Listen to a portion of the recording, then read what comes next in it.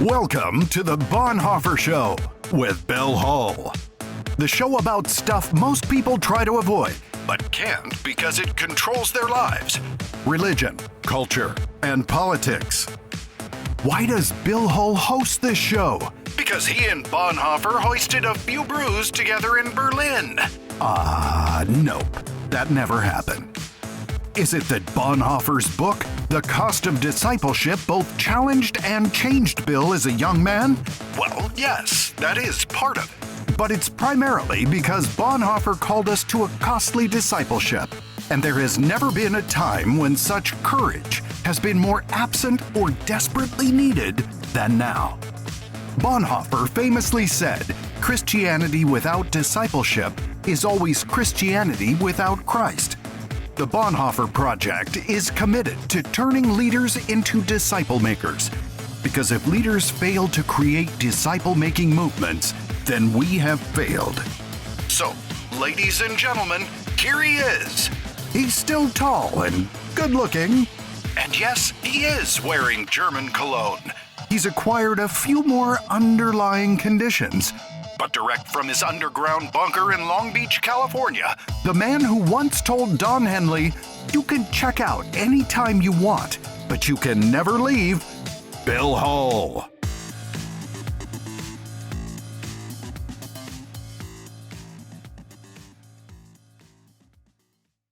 Welcome, everybody, to another period of time or episode or exciting adventure with the Bonhoeffer Show.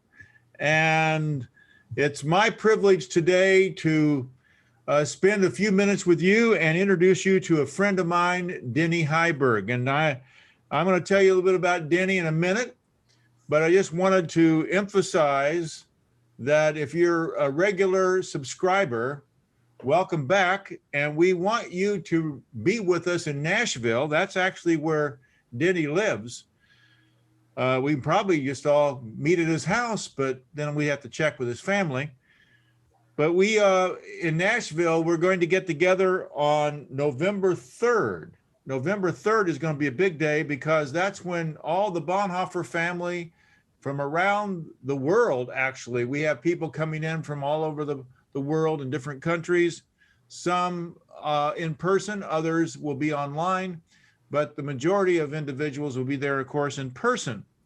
And we're looking forward to this, not only because it's one of the first big in-person gatherings of the year, but also because we'll be focused on a number of really important issues. It's time to come together and celebrate what God has done, particularly during this period of COVID-19 and the pandemic and the quarantine and the national shutdown and the wearing of masks and then the partial wearing of masks and still in public places wearing masks and like on airplanes. That's my least favorite part of flying now is I have to wear a mask the entire time.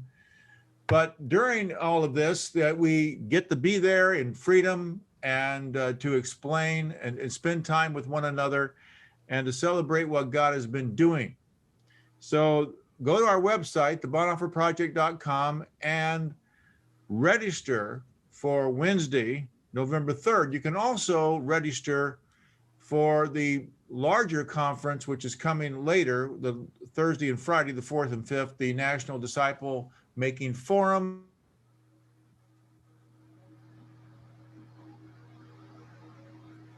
Bonhoeffer Project, we have our space there. We have many of our staff and tribe will be there, along with 4 sessions that we'll be participating in. Denny will be a part of that as well.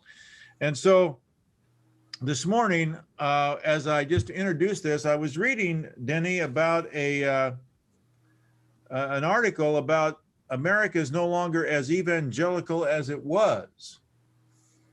And as you'll learn later, Denny is a United Methodist, and he was a United Methodist pastor for many, many years, is still ordained with them, but now has been working as a disciple-making consultant and leader, both with the Bonhoeffer Project and with another organization, which right now the name escapes me, but he can tell us what that is in a minute.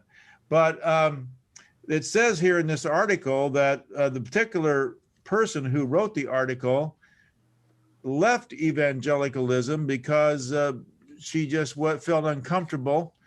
And she's kind of happy that actually that white evangelical men in particular are in decline, and that the mainline Protestant churches, which the United Methodist is part of it, this is the reason I'm bringing this up, Denny, if you're wondering, is seeing a resurgence. And I'm wondering, as a insider with the United Methodist movement, if you think that there's a resurgence of faith and strength in the United Methodist Church.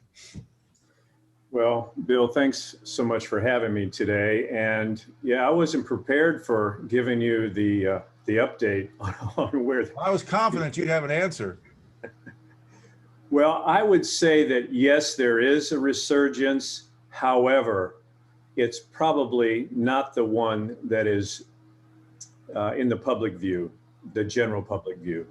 And I won't go into what's already been accomplished in these last few years as we've been wrestling with some of the issues in the United Methodist Church. And this next year, there will certainly be some actions taken by the church overall. And the result of that will be there'll be at least 3 different, I believe, organizations or denominations, however you'd like to refer to those, but groups of Methodists, former United Methodists, that will be engaged. But I do have hope. If there's any tribe at all, Bill, you and I've talked about this, any tribe at all that should be leading the movement of disciple making and developing disciple making leaders, it should be the movement that John Wesley started. But unfortunately, his greatest fear has come to pass. And his fear was not that United Methodist or the Methodist would cease to exist, but his fear was that we would lose the very roots, the very power, the vision that God had given him to revitalize the Anglican Church. That has unfortunately gone by the wayside. So, from my involvement with you personally through the years before Bonhoeffer existed, that I really have this passion, and the Lord has brought us together. So I'm very grateful. But yes, I do see that there is going to be a resurgence. Mm-hmm. Well, thank you. So I threw you a little curveball there, but I knew you could hit it out of the park. So confident. Well,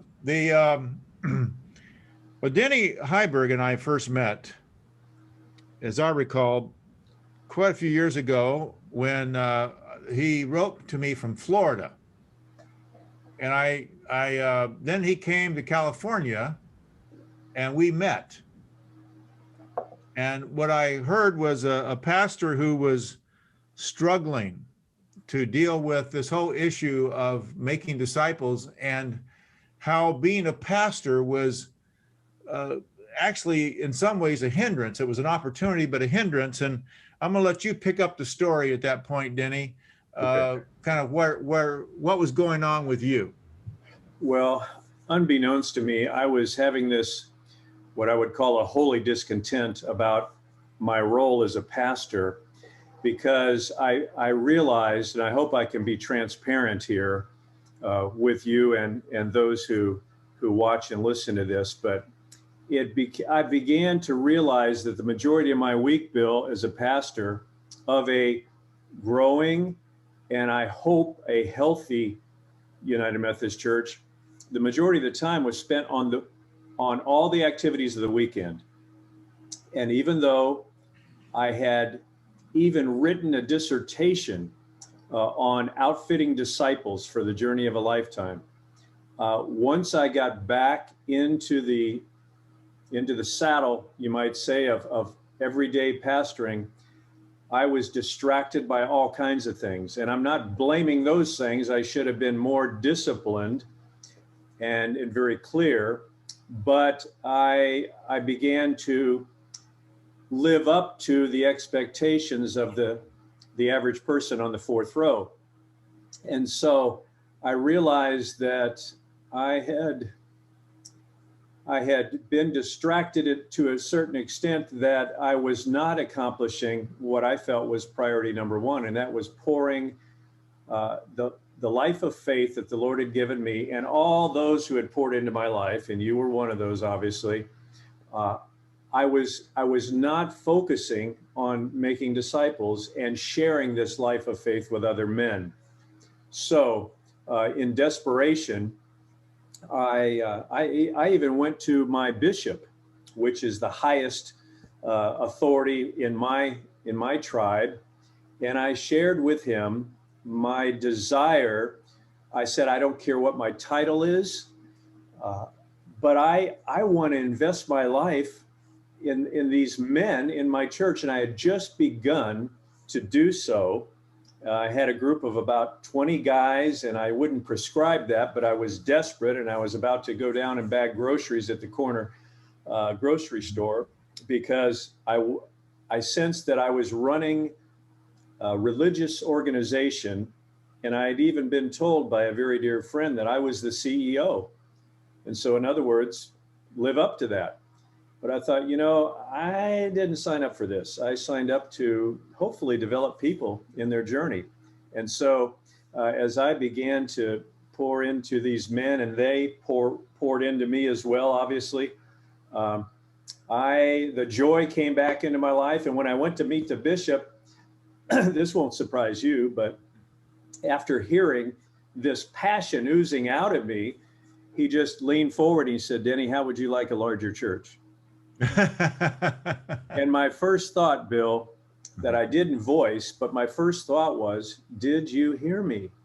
Mm-hmm. And of course, I realized he didn't, that he had a responsibility to fill churches that were going to be very soon left open by aging pastors that were retiring. And that's not the reason I went there. And so my response was, well, that's not really on my radar right now. There was more than enough ministry at the church I was serving. As you know, you met those men and some of the people there on Sunday. So it came out of a discontent, and it was an awakening to me, a spiritual awakening. And I call it not a crisis of faith, but more of a crisis of calling. And I went to a retreat, maybe the strangest retreat, but actually one of the better retreats I've ever been to, men's retreat with Denny's church. And Denny told me that the assignment was that they had read a book of mine called Christ-like, and that each one of these groups of men would take a chapter and present it to me, and all I would have to do is respond.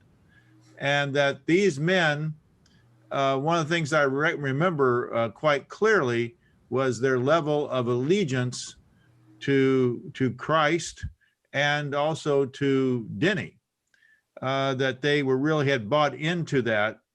And I saw the genesis of a real disciple-making movement among the men. So that's when I knew that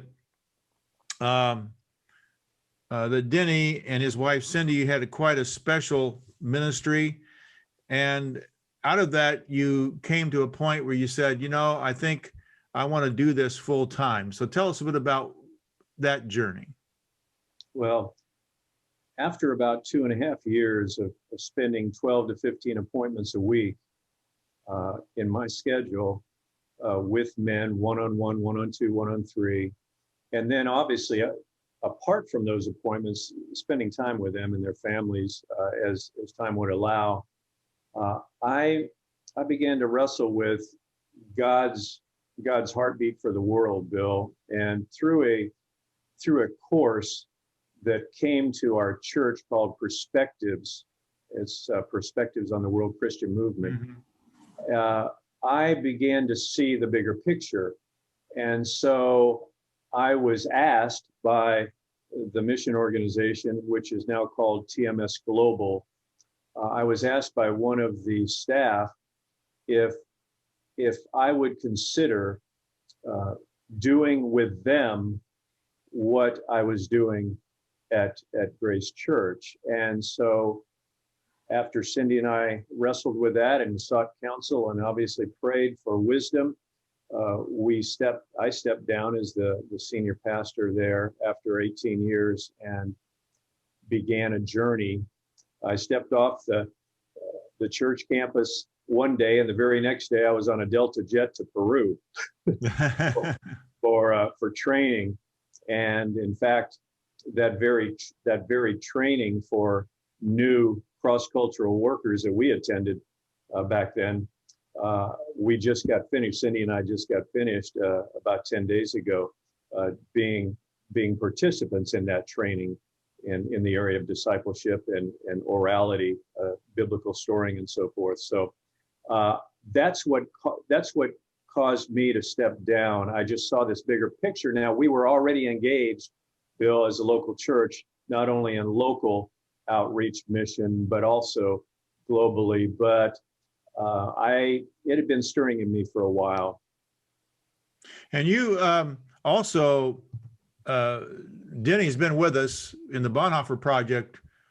He was actually in the first year we had 2 cohorts, and Denny was in one of them, and has become a valued leader of our national leadership team and one of our most trusted guys. And he and Cindy, one of our most beloved couples in the Bonhoeffer project. And tell us a bit about some of the what it's been like to lead like these cohorts that we have that are 1 year in length, and they gather people together in a covenantal living and working on, the thesis that all who are called to salvation are called to discipleship, no exceptions, no excuses, that the gospel you believe in is disciple you make, in terms of disciple you make. And we work in the area of changing their minds, changing their hearts, changing their habits, turning disciples or changing leaders into disciple makers. And so tell us a little bit about your experience as a leader with this. Well, Bill, as you know, we've been doing this now in terms of having cohorts, I think for now 6 years, and I've been a part of those. And sometimes I've had as many as 3, which I wouldn't recommend, but now that we've got so many alumni and trained leaders, that doesn't have to be the case. And you become very connected to people, even in the reality of being out of the same space, the same room as a cohort.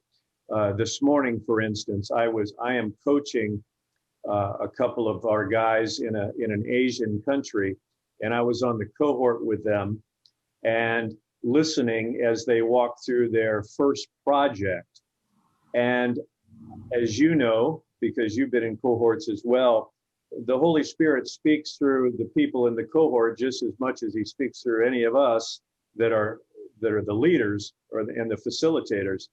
And I was just reminded again how, and I can't exaggerate this. Now, I know pastors have a bad rap about they exaggerate, but I can't exaggerate the fact that what we have the privilege of sharing with them about the gospel and how we go, to use the analogy of a river, as the discipleship process, we go back upstream and we talk about what does Scripture say about the gospel, not just the gospel that we think we know and however we would articulate it, but what does the Bible say? What is the gospel Jesus preached? What is the gospel that Paul preached? How do they come together? And what differences that make? As you just mentioned, the gospel that we believe and proclaim, quite frankly, is naturally going to produce a certain type of a disciple. And so as I was listening to these precious men and women on the other side of the world this morning, it was so encouraging to me, because what has affected us here, just the church culture that we breathed in about the gospel, we've taken it very well across the pond, wherever you want to land. It's there as well, unfortunately. And so it was encouraging to me that just in this first project, they've been awakened a little bit to, this makes sense. And I was wondering, why did I believe this other way, and how limited that way was. And so I'll let you, if you want more information on that, I'll be happy to respond. But the point is, where were those brothers? They were in a South Asian country. Oh, that was okay. I got you. Yeah. Mm-hmm. So, and sisters as well. In fact, I invited Cindy Perkins to join us, our executive director, so she could encourage those precious ladies that are a part of it. And one of them, and all of them are leaders already, but one of them is responsible for the sister organization to InterVarsity. It's called UESI over there. And she's responsible for this entire state in her country.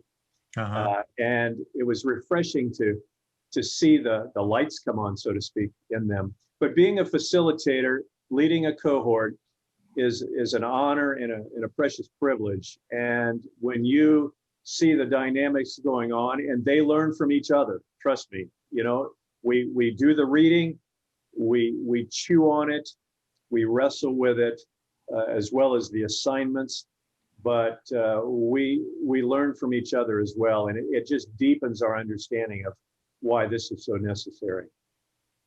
Great. Well, we're going to take a break, and then we're going to come back, and we're going to talk about, I think it might be the most popular article ever published on the Bonhoeffer website, called "The Cost of Deeply Believing," written not by me, but by Denny Heiberg. And so I have it right here in my hand, and we're going to discuss this article right after the break. But listen to the man with the golden pipes, Stephen Simmons, tell you about how to get involved with the Bonhoeffer Project. So we'll take a break. We turn leaders into disciple makers. That's the mission of the Bonhoeffer Project. But before we can turn you into a disciple-making leader, we need you to be in a cohort. A cohort is a 1-year, 10-meeting, book reading, praying, wrestling, writing, planning challenge that has the potential to change you and thus redirect your life. Interested? Here's the process. Go to our website, thebonhoefferproject.com, and complete the application form. We will contact you.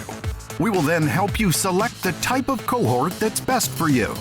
In person, online, or online school, which is asynchronous, so it's not affected by time zones and anyone in the world can access it.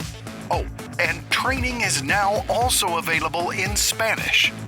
In the meantime, subscribe to the show, read one of Bill's books, and send us a question you want Bill or some member of the Bonhoeffer team to answer.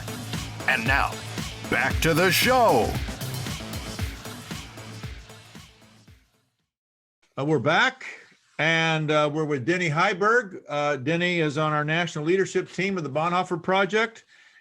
He has done a lot of writing in his life, many articles. Of course, he's written hundreds and hundreds of sermons. You can find those in Washington, D.C., in the Smithsonian, and along right next to mine. Just look under H. We both have H for the last name, initial. So, Denny, The Cost of Deeply Believing, this article, and I'd like for you to just tell us a bit about the thesis behind the article, and then we'll go through some of these excuses that people have. Okay, so why don't you just set it up for us? All right. Well, there was a quote that came across my desk one day by Donald Miller that says, "The trouble with deep belief is that it truly does cost something." And there's something inside of me, he says, something some selfish beast that doesn't like the truth at all, because it carries with it responsibility.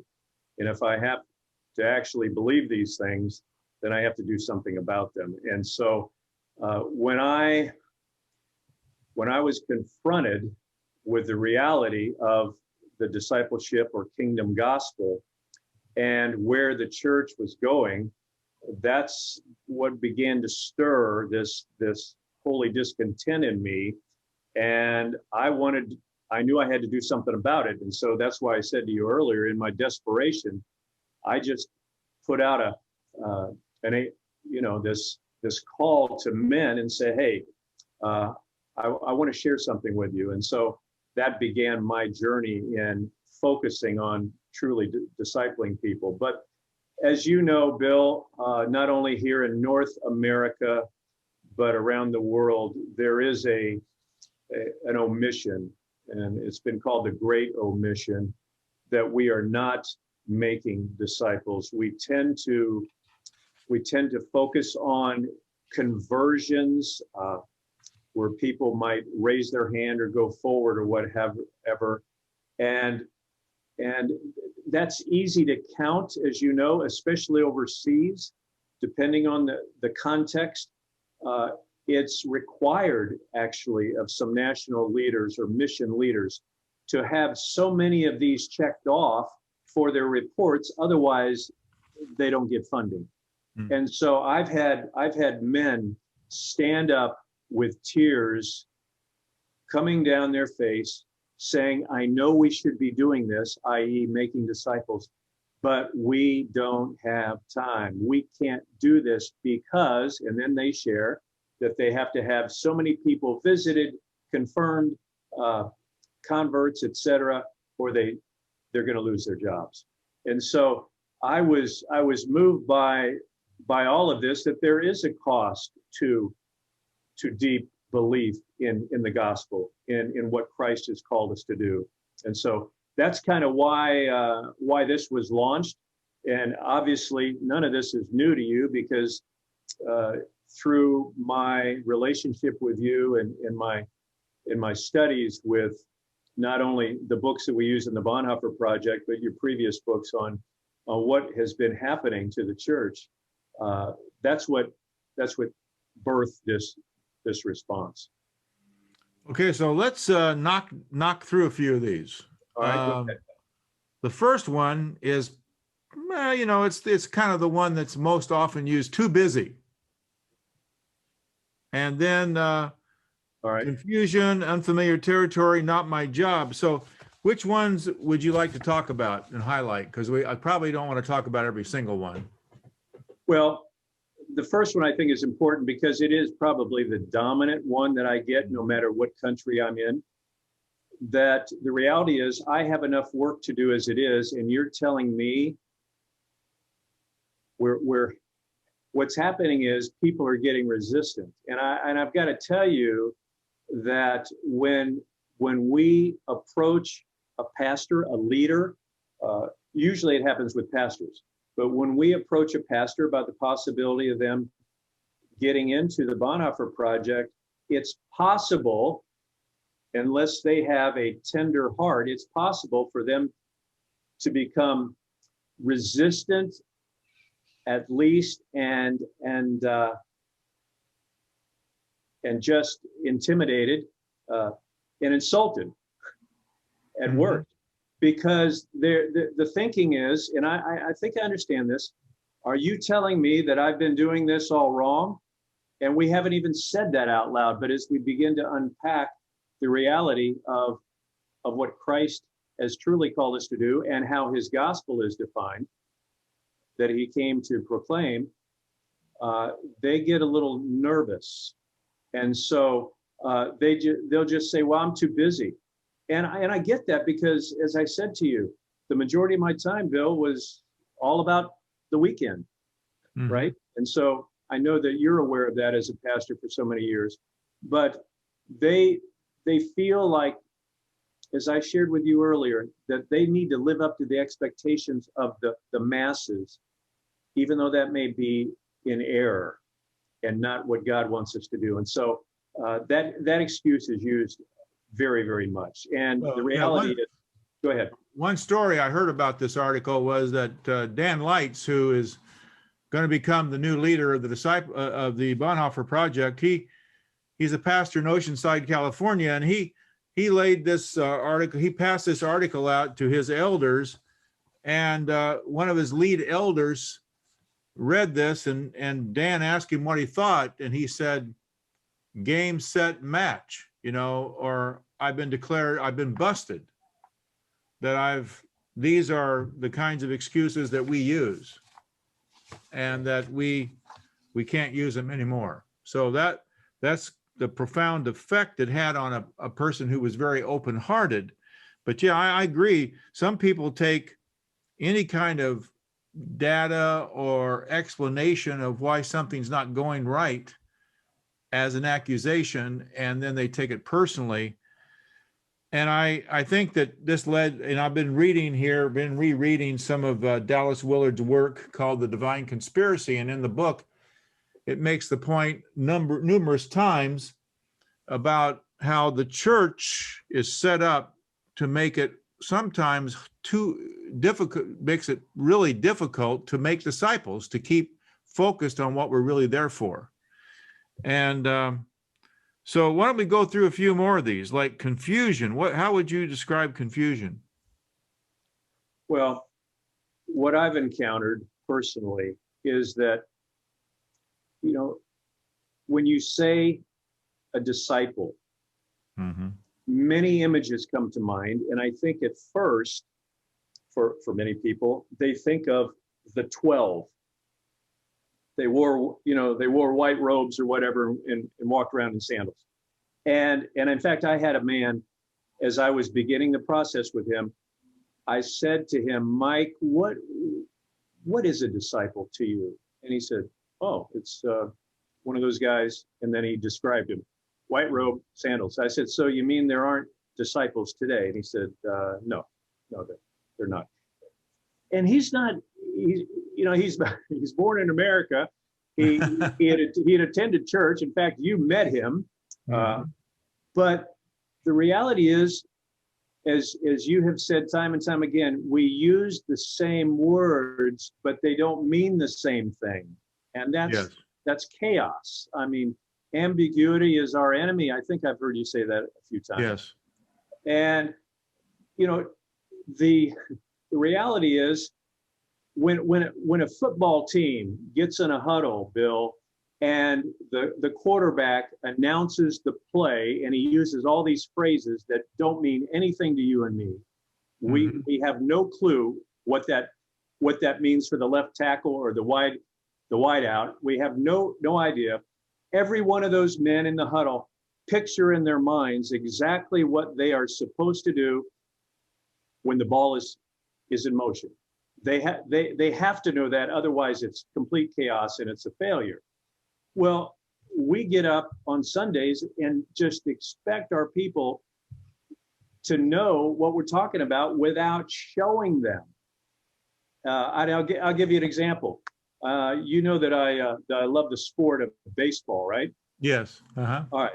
I've got a little book here for my 3-year-old disciples, and it says, "Let's play baseball." So I walk through with these boys and my 5-year-old girl.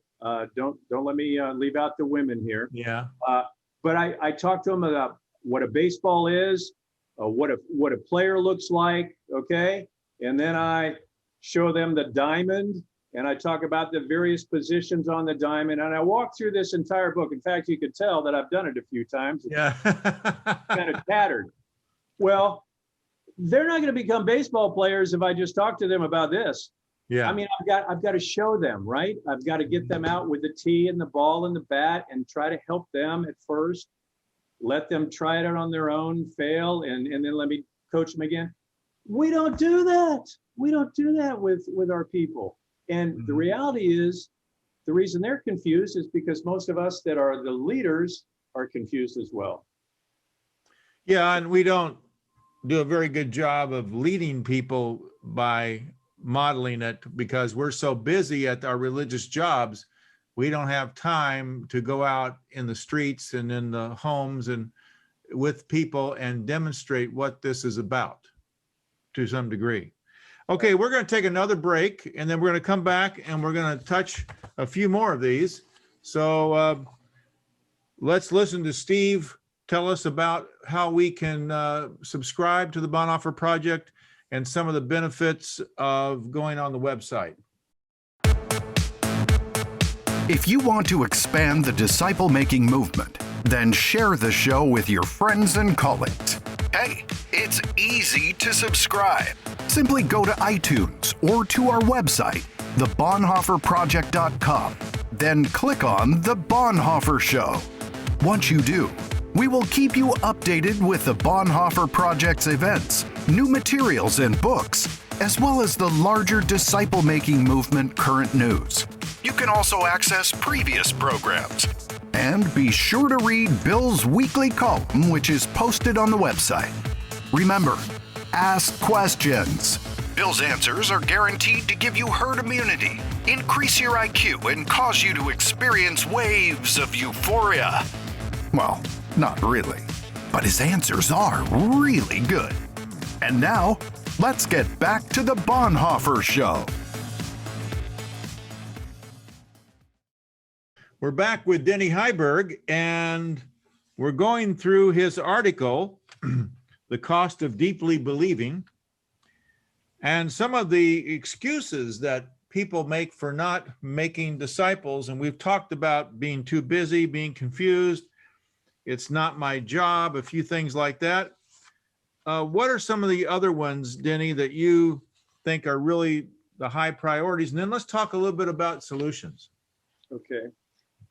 Well, many of us feel inadequate, Bill, because we don't think we know enough to lead someone into this growing relationship. And obviously that has to do with the reality is, as we just mentioned before the break, that many of us have never had that experience. We've never had a one-on-one encounter or a small group encounter with somebody opening the scriptures and showing us the Jesus way.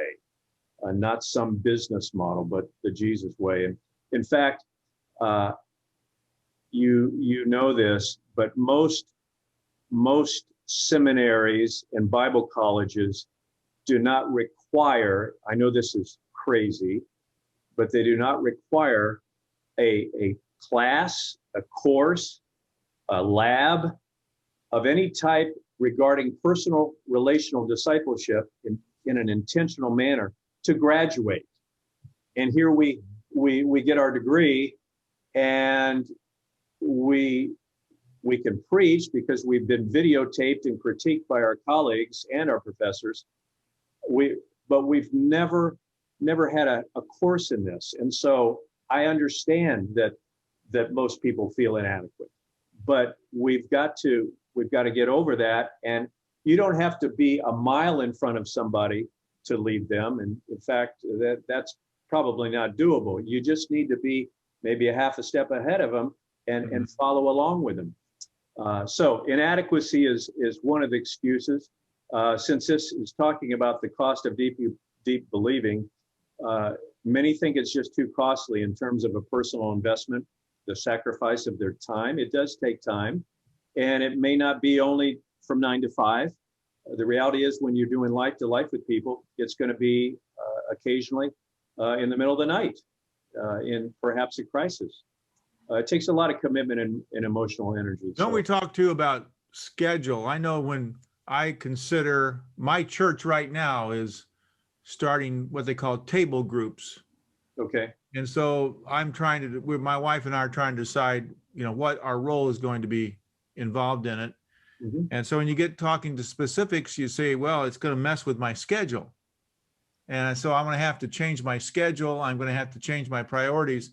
And oftentimes with leaders, we say, okay, what are your goals? And then they've laid out their goals, and then look at your schedule. Does your schedule reflect your goals? Or might you have to sacrifice certain things in order to do this, that you might have to stop doing something in order to start doing something because you have a limited amount of time? So those are some tough decisions because we're so consumeristic in our mentalities, and comfort is a big deal and convenience is a big deal, then cost, changing our schedule is one of the hardest things to get people to do, I think. Yes. Well, as you had to do, I was up before 6 and met people, whether it was in my office or their office. One of our first Bonhoeffer guys, who is a professor of veterinary medicine, I was in his office in the dark of the morning, leading us together through a discipling relationship, at like 6 o'clock or even earlier. So yeah, it's just, you have to regard your family, obviously, in this, but as leaders, you do count the cost, and yeah, scheduling is a big part of it for sure. When you were talking about lack of love, what were you talking about? Because it says here, Jesus summed up all these excuses with a simple phrase: if you love me, you will keep or obey my commandments. If anyone loves me, he will keep my word. Well, where that originated was I was in a South American country a number of years ago and going through some discipleship training. Much of the content that I was sharing was just a natural flow out of the Bonhoeffer experience, the Bonhoeffer Project. And I would say about 45 minutes into the training, the man whose house that we were at, he said to me, "Denny, I want you to just pause for a moment. I'm going to speak to my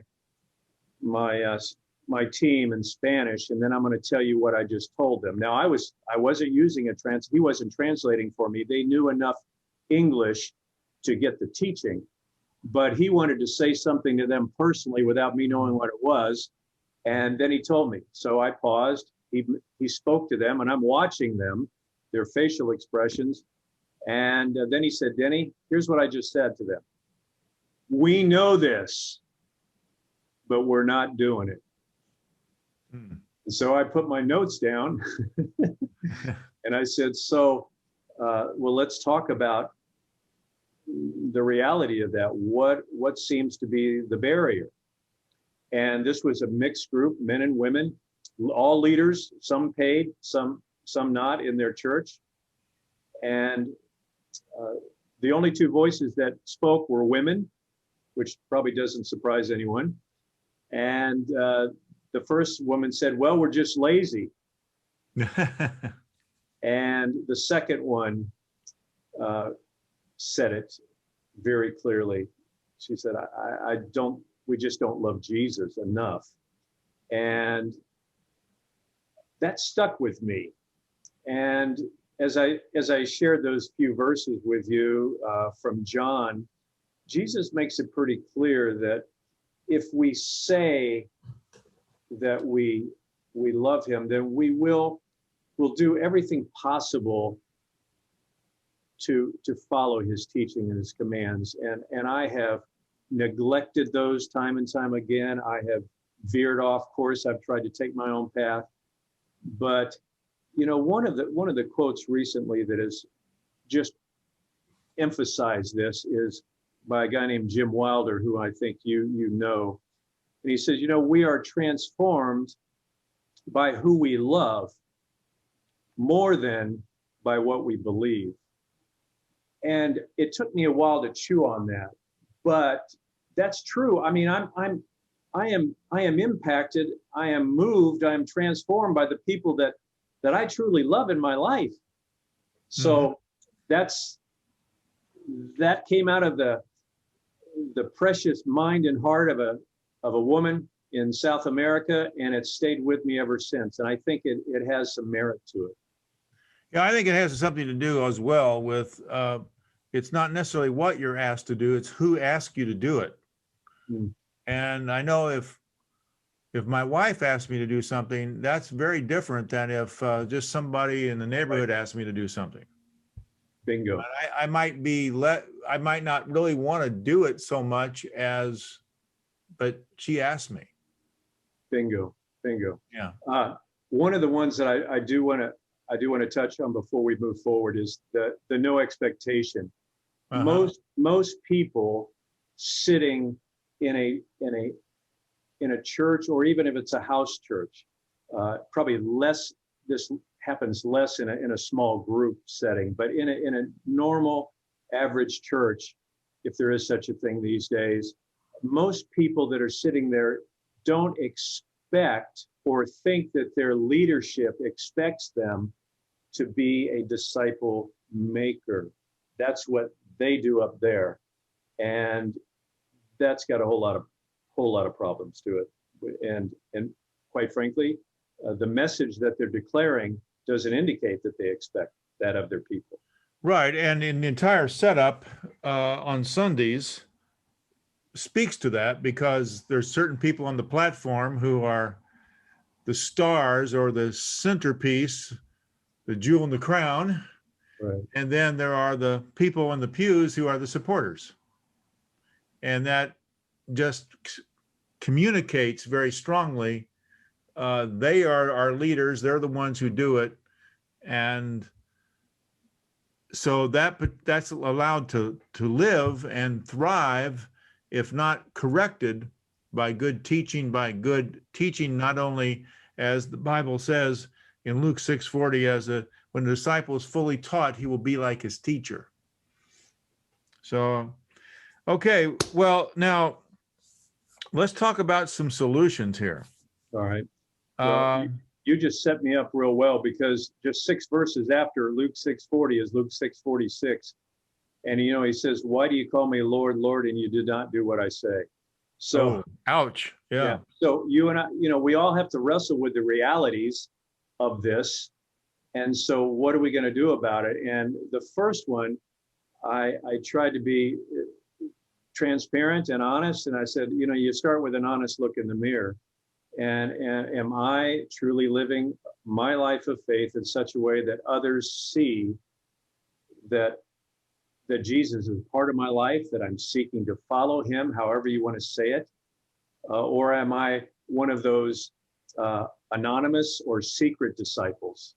Do people really see the fruit of the Spirit evident in my life on a regular basis? So I talked about, let's start with an honest look in the mirror.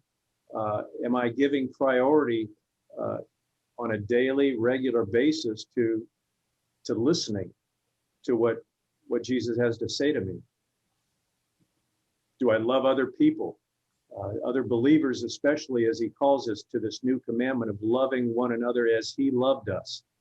So that was the launch to some kind of a remedy to this disease, if you will. Yeah, it's like in James, it says, when you look in the mirror, which is the word of God, essentially, don't turn away and forget what you saw. Yeah. Exactly. The second response was to reflect upon the great commandment of loving God again. That we love him with everything we have. In fact, one of the few things that I learned that has stayed with me, Bill, from my Hebrew class, was when we went through the Shema, every class to begin with, we went through it, and literally we're to love God with all our heart, with all our soul, and with all our, and you really can't translate it. It's very much. So we love him with our very much. Yeah. And do we really? Well, I fall short of that, so I'm even embarrassed to be talking about it here. But the reality is, we need to ask ourselves: are we proving our love for God and others by investing our life of faith and in trusting this precious gospel into the hands and the lives of other people? We talk about passing the baton. The word that Paul uses to Timothy there is the word entrust. It's a serious thing to entrust this valuable, priceless treasure of the gospel into the lives of other people. So reflecting upon that love and what God's called us to do. And then the third one that I put down was make Jesus' last words our first priority. And I think most people who would be listening to this would be familiar with the end of the accounts of the gospel in Matthew, Mark, Luke, John, and as well as the beginning of Acts, where there are different perspectives on, all right, what is now the Great Commission for us? And then answering those questions about what is God saying to me in these passages? How am I giving priority to him and the commands of my life with honesty and transparency? And that's why, Bill, to go back to the cohort, discipleship is not just about me and Jesus. It's about me loving and serving the people that God's already brought into my life. And if I'm going through this with a group of people over months, as you mentioned, 10 to 12 months, then I'm going to welcome their input into my life and to see if I'm making progress. It's not about perfection, it's about progress. Well, I like that you ended with Dallas Willard. He says, we are coming into a time when many churches and Christians who are in leadership positions will be able to say it's all about discipleship and transformation into Christ's likeness. And it reminded me of that C.S. Lewis quote also, that all the Bibles, all the conferences, all the cathedrals, all the paintings, all these things, even the Bible itself, they are not really important unless we become little Christ.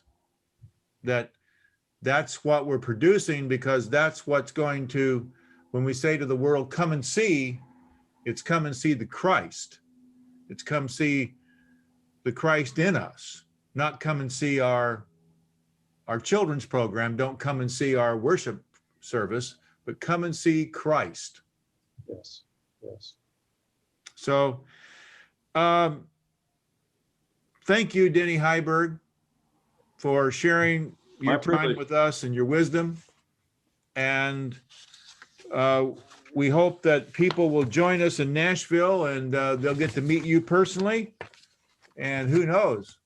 Nashville sounds, yes. Oh, by the way, I have one more thing before we close the podcast. I know you're a Yankee fan and a big baseball guy.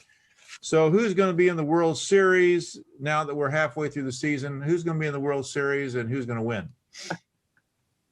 I wasn't ready for that slider either. Yeah. That might be a beat ball. Yeah. I think my team is probably not going to make it this year. Uh-huh. But I could see the Dodgers again in the series. And in terms of the American League, I can't say Boston. That would be against my faith. No, they could do it.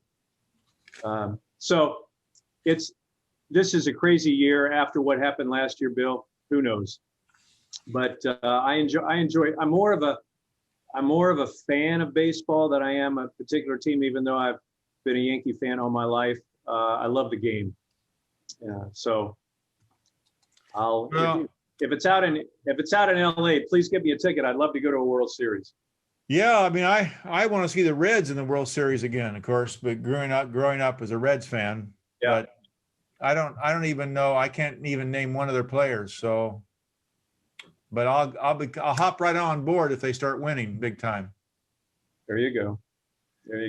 That's okay. Well, thank you, Denny. And as we like to remind everyone, follow Jesus, and He will teach you everything you'll ever need to know. Well, we hope that the show wasn't too bad. Jane Hull wants everyone to know that if anything Bill said was offensive, she feels your pain. If you were upset by anything Bill and his guests said, well, mission accomplished. At the Bonhoeffer Show, we value irreverent, satirical, and generally inappropriate behavior. But when it comes to fulfilling the Great Commission, we don't mess around. Remember, subscribe. We promise. No private jets, no white suits, and definitely no toupees.